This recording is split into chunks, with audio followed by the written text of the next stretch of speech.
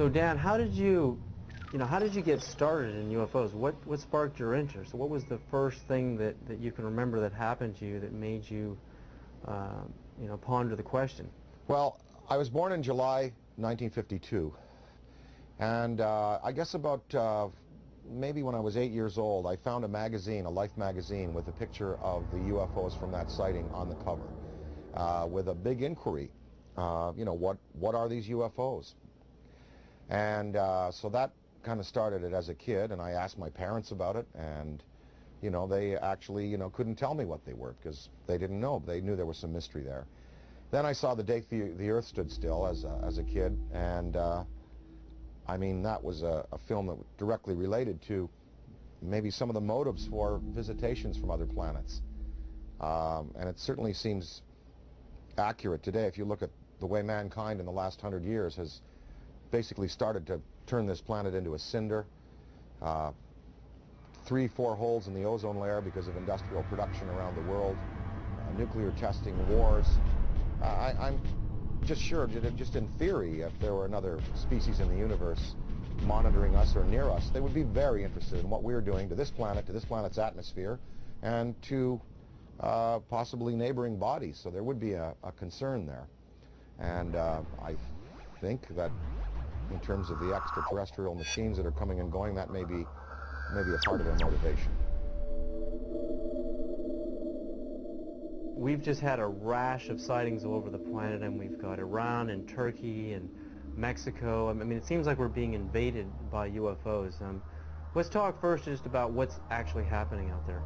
Well, recently, the most dynamic sighting that we've seen, because it's corroborated by an actual government, is the sighting that took place over Mexico recently, where drug surveillance twin-engine turboprop plane was at altitude taking pictures of possible smuggling routes, and they photographed with their infrared cameras 11 unidentified objects.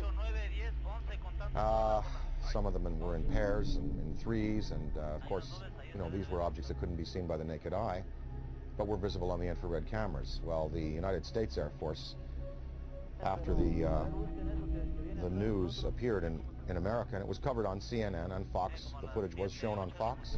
It was shown on CNN, and in the Valley Daily News on the front page had a big headline, UFOs with a question mark, and it had pictures from that sighting. And of course, the United States Air Force had to respond, and they said it was swamp gas. So I don't know whether swamp gas is not visible to the naked eye and visible on infrared, whether it comes in multiple balls, whether swamp gas is capable of doing a complete circuit around an aircraft and then taking off at high speed and right angles into the sky. If it is, then maybe it was swamp gas. But somehow this seems to be a legitimate one, because the Mexican government decided that we want to release this to the world. And this follows on the heels of the Belgian general who revealed some F-15 footage years ago of his Air Force planes chasing objects that were exceeding them in speed by twice again what his planes were going at. The French government over the last couple of years has released a comprehensive study on the UFOs. The Soviets have been since the 1950s engaged in numerous studies about landings, abductions, and the sightings.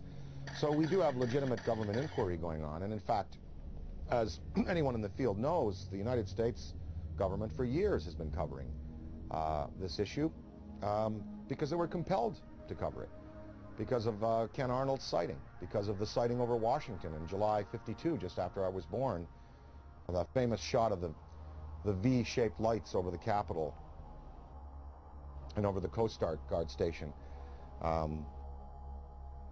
So the government initiated originally, I believe it was, there were Project Sign, Project Grudge, the Condon Report, Project Blue Book, and then they engaged J. Allen Hynek.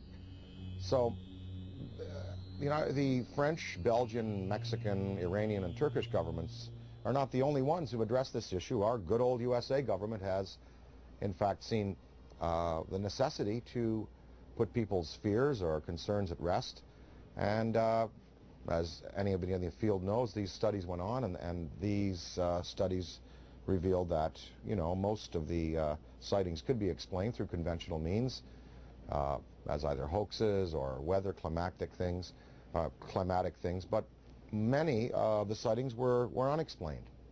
And so therein is where lies the mystery in all of this.